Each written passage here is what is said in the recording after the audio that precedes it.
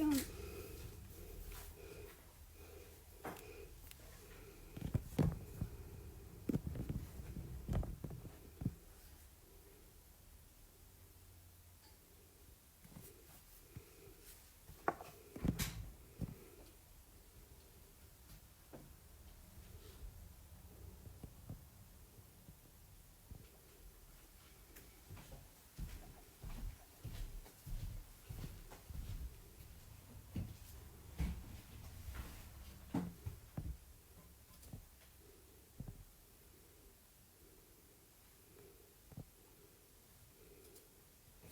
Hello. How is everybody? We're just going to wait. We're just waiting for Kate. She's just signed in. There she is.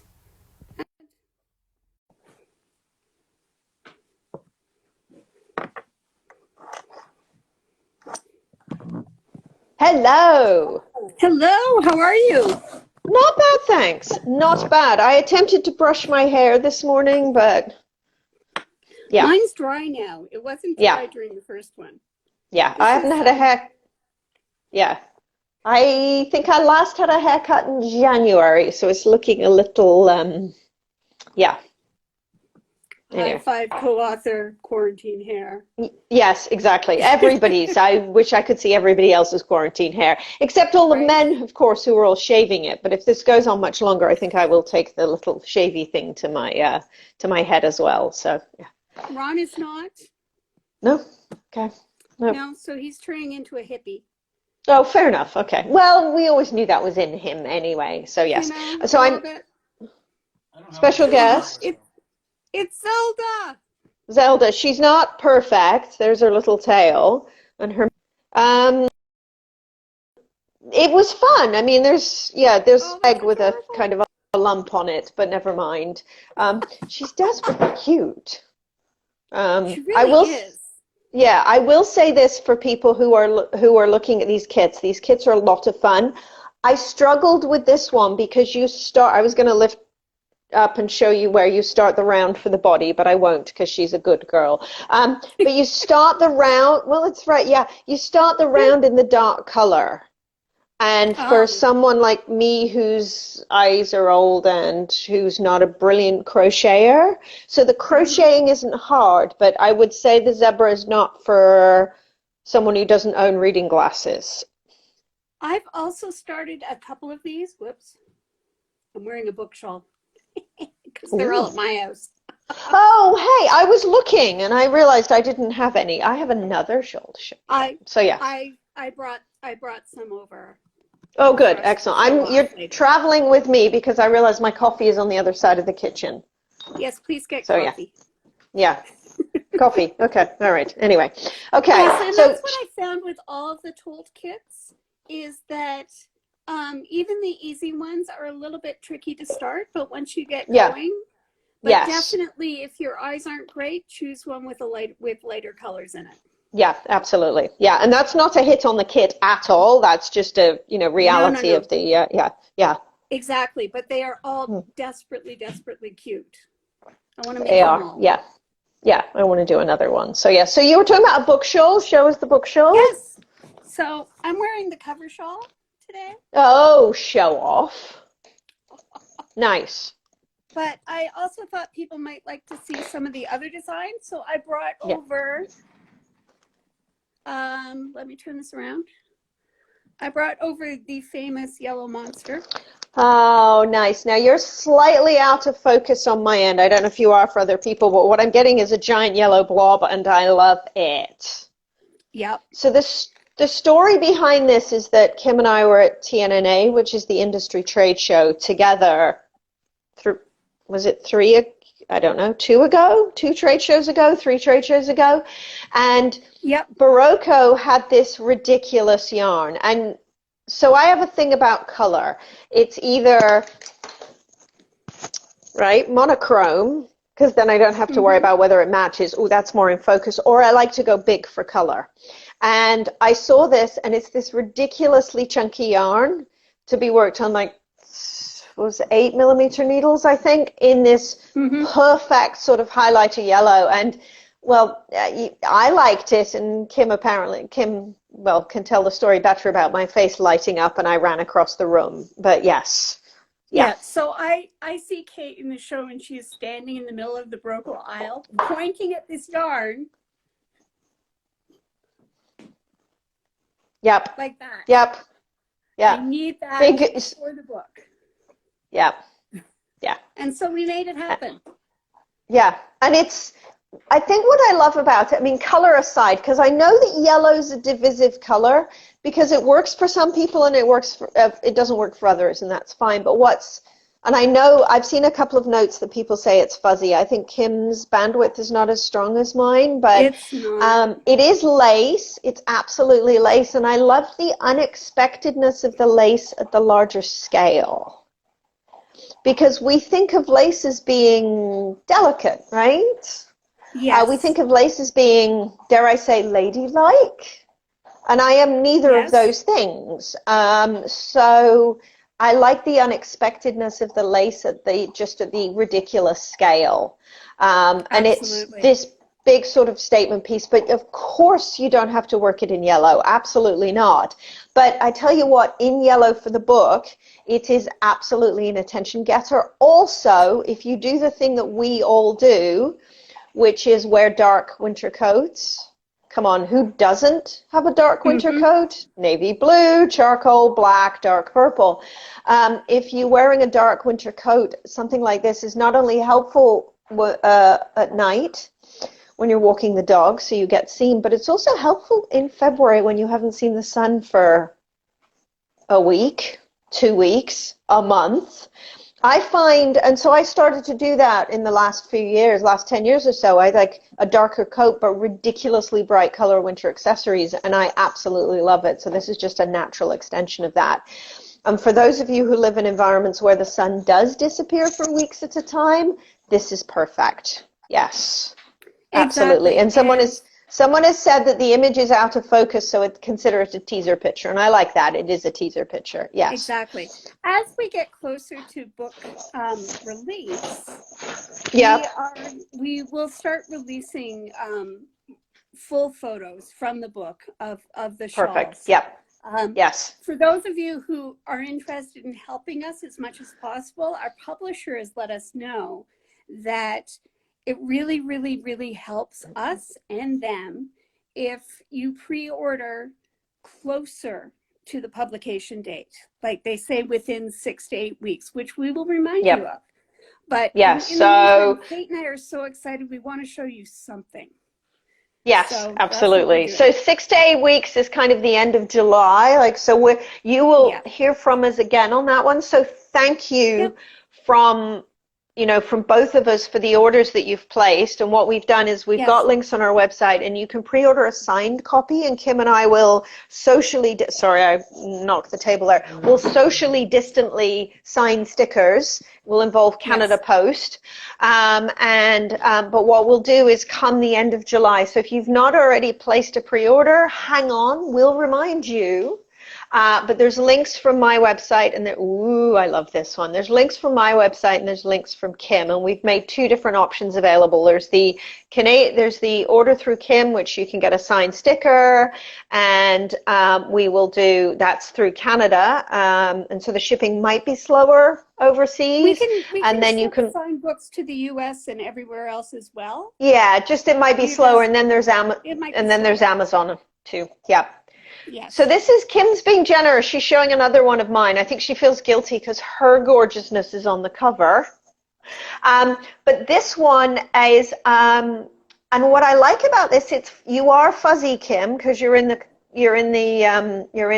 in the sticks, north of Bloor Street, north of the city.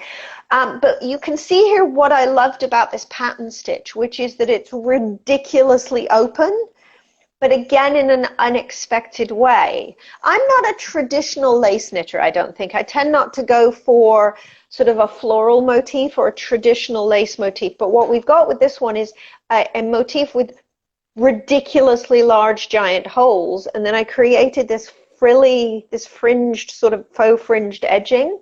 And so again, it's sort of unexpected. This is a fingering weight yarn. And so it's lighter, and it's a crescent shape.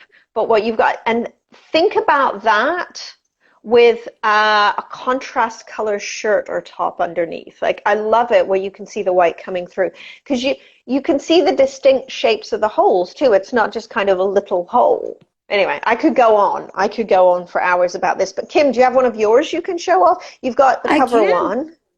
I've got the cover one, but I also brought over this one because we're going to have a guest minion later this afternoon.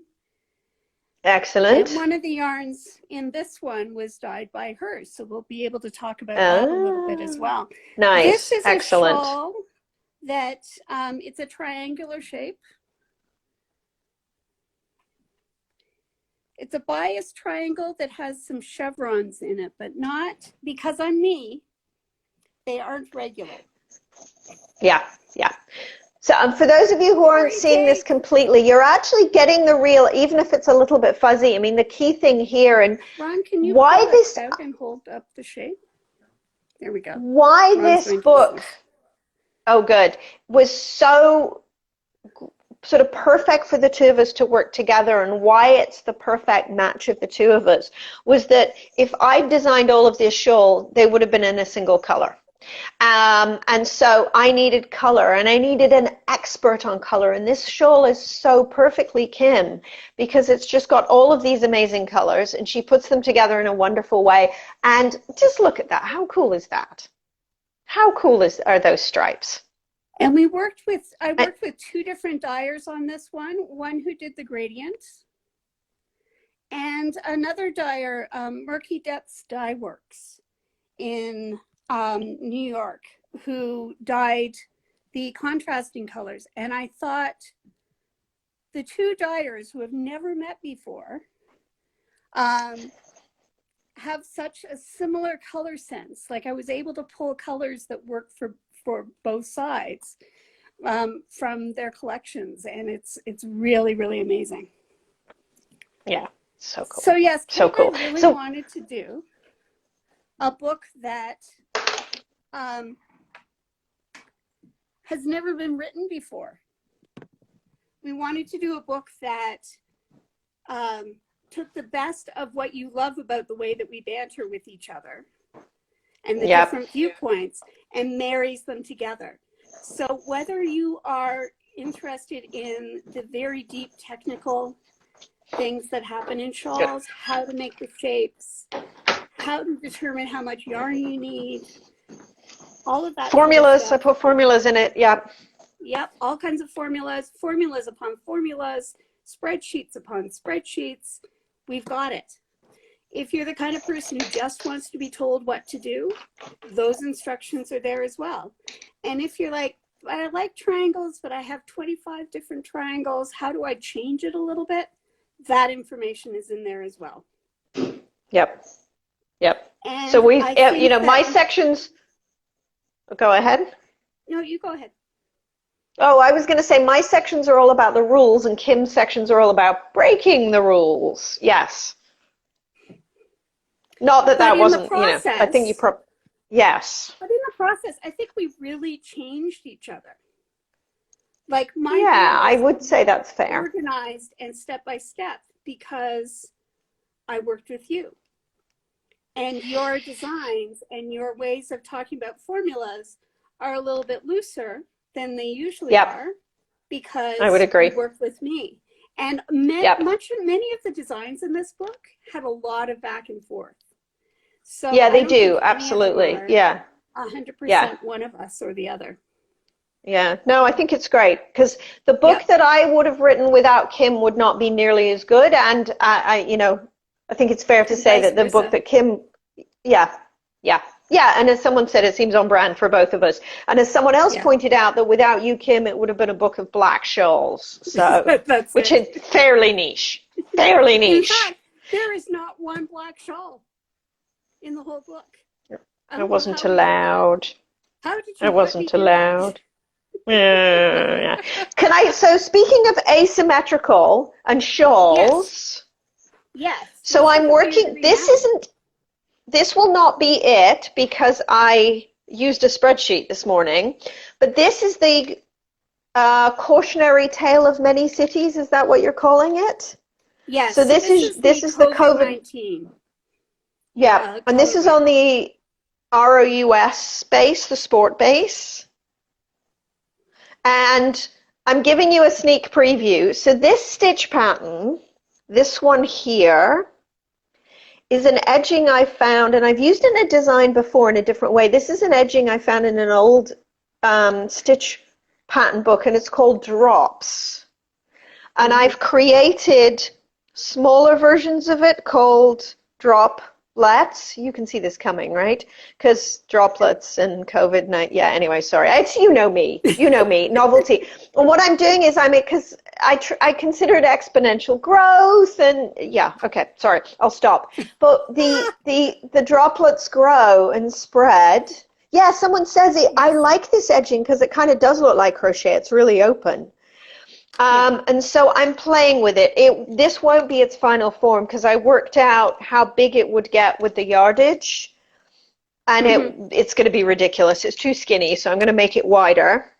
But this is my swatch.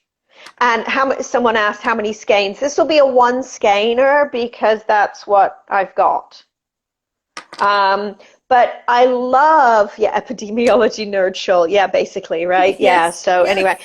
Yeah. Also, by the way, this element I will keep. There are 19 rows between the motifs. Nice. COVID-19, right? Yeah, I had to. Like, I absolutely have to. So this is Drops, and there are 19 rows. Yeah, I know, I'm a nerd. You love me, though, right? You love me. But even if you don't do this, and the light in our kitchen is a bit blue, this colorway is like screamingly me. Like, how perfect is that? So Kim was asking about colors, and she was saying this was maybe about a month ago. And I said, well, had you seen the image that was going around of the actual virus? And I said, look at the colors. It's so perfectly me. It's gray and reds and oranges. And I got this in the mail. And I love it because it's got this spark of yellow, and it's great because what I also like about it, it's one of Kim's brilliant variegated yarns that is still letting me play with lace. Because some of those variegated yarns, we use them for brioche, let's say. Anyway, you know. But this, it stands up really nicely. So stay tuned. Yeah. This is going to get ripped out because this was my swatch, and yes, I blocked it. But this is my swatch, and I love it, and I'm very happy with it. And it also matches my cardigan. I just knocked the phone. Hang on. It matches the cardigan. And this is in your Make Wear Love colorway. Oh, it's the sameys, the Morbillo? Morbillo. This is Morbillo. Let me see if I can... Fiona. Knit by the lovely Fiona. She did an absolutely fantastic job, not least of which because, can you see them, reverse stockinette seams, which I think we're all in agreement are not the most fun. Not the most fun thing in the world. So to Fiona, if she's on, because should I give this away? Fiona did the knitting for me. I did some of the finishing. She alternated three balls of yarn. I think it was basically as a challenge for me, but she's a good knitter with hand-dyed yarn, so she alternated 3 skeins of yarn throughout and left me with all the ends to weave in. Which I think took as long as the knitting, but 1,000 thank yous to Fiona, and she did an amazing job, and I know that those seams were a real challenge for her, and they're amazing. So, mwah, kisses. But yeah, it turns out, look, matches. Well, there we go. Yay, I'm very happy. Yay. I totally knew that when I came up with the colorway. Well, yeah, I mean, obviously. Well, it's my palette, you all right? Know what it's like. Kate sends me a picture, and I go, no, I'm never going to do that. I'm never going to dye that. And then I go and I dye it. So... Yeah. Yes. But that's also part of what's great about our friendship and our working partnership is that we are really good about bouncing off of each other. So it's true. It's true. I dye her yarn and I send it to her, and then she turns it into really incredibly nerdy shawls, and I love it. Yes. Yeah, I think this may turn out to be my nerdiest, this one, which is saying something. It. Yeah. So yes, stay tuned on that one. But yeah, absolutely. And Dexter's poking around. I was hoping he could make a special guest appearance. He's begging to be let outside right now. So let's see. Dexter, are you going to say hello to everyone? There? Nope. Oh, there he is. Let's go out in the yard. Hi, Dexter. Come on. He wants to sit in the sun. So I've been moaning about the weather for weeks, and it's actually nice out. Dexter, are you going to say hi? Dexter. Hi. No. Yeah. No, he's begging to be. Never mind. He is not cooperating, this dog. But when has he ever cooperated? But yeah.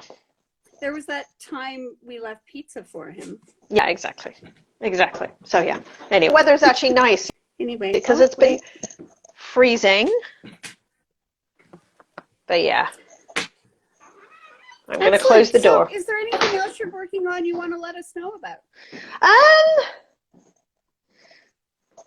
Knitting-wise, I'm going to keep quiet on stuff for now because some of it's just really cooking.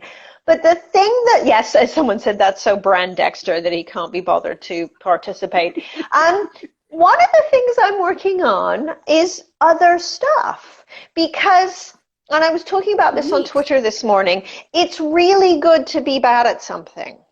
As a teacher, it is really good to be bad. It's really good to stretch my skills. So I've gone back to an embroidery kit that I bought a while ago.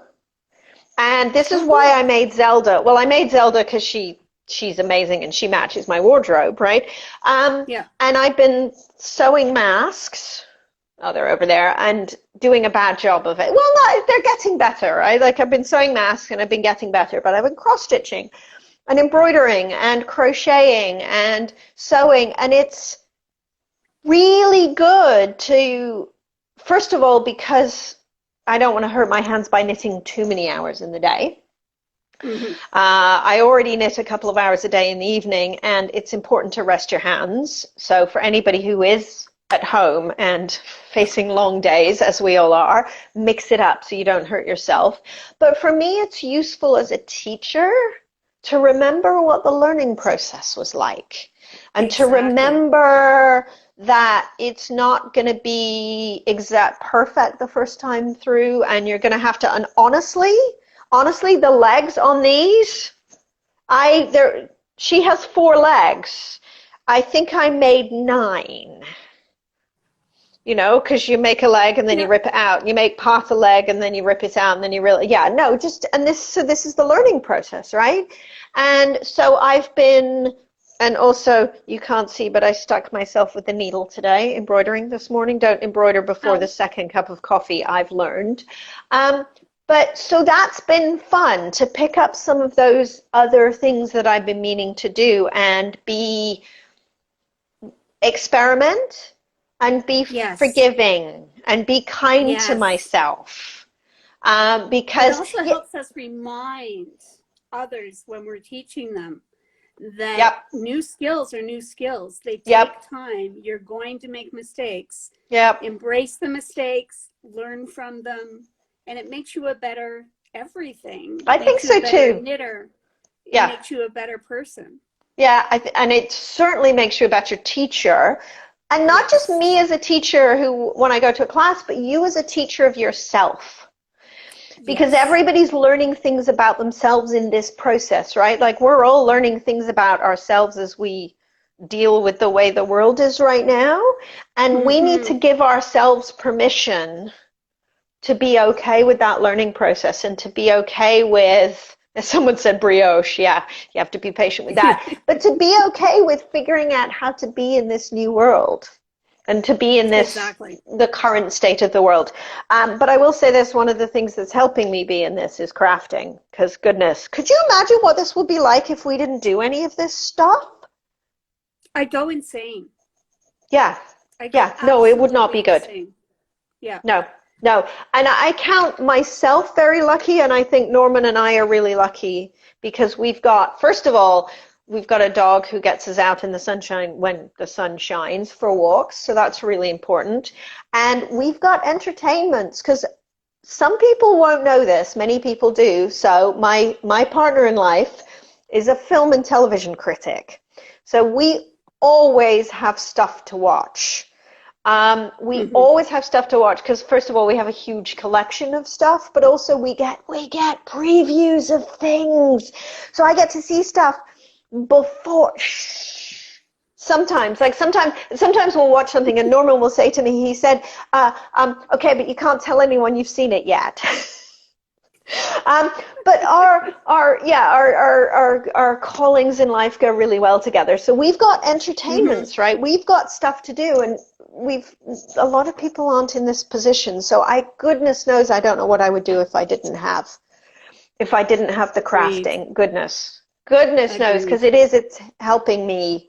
And and the other thing about doing something that's a challenge, whether it's me trying to embroider, because the problem with doing embroidery on a white background is when you stick yourself and you bleed. There's a challenge there, but never mind. But whether the challenge is embroidery or a new design or brioche or a new technique, it really takes your mind off the stress of what's going on, because you're in the moment, and it's wonderful. It's really, really helpful. But yeah, goodness, people who don't have a thing, no, that would be hard. But we have things. So Kim, are you dyeing a colorway for this event? Yes, we dyed the. And do I have a skein of it? Assistant? Can I see it? See, because from the real frolic, what would have happened is I would probably be there as an instructor, and I would have a badge that would get me in the front door quicker. And the first thing I do is like, Kim, show me your colorway. Oh, heck! Wow. And you know what the name is? Oh, go on. Tell me. It's a visual. Oh, Ron's going to write it down for you. Okay. All right, big, because you're still a little out of focus, I think. But yeah, the color's fantastic. That's the sky that I wish we were seeing. Okay. So it's called Frolic. Oh, there. Yep. Toronto's Knitter Guild just wrote it. Frolic. Nice. Oh, that's perfect. That's perfect. It really is. Yay. It's been wonderful having you here today. This has been really great. I think we should do some of these when it gets closer to book time. I think we should too. Yeah, I think we should too. Exactly. And when I get some shawls back and I can show them off myself. Yeah. When we can take them out of isolation for you. Totally not wearing them every day. Totally not. Gosh. That's another reason I wanted to be summer, so you stop wearing my shawls. Yes. Yeah. Excellent. All right. Yeah, but no, it would be fun to. But this was. It's really great to see you, Kate, and talk to you. Good to see you too. Like moving around, and I can't wait till we can do this in person. Yay! Excellent. Yay. Done. All right. Oh, one more quick plug. Sorry, the mittens. Sure. Oh, yes. So my knit accessories booklet.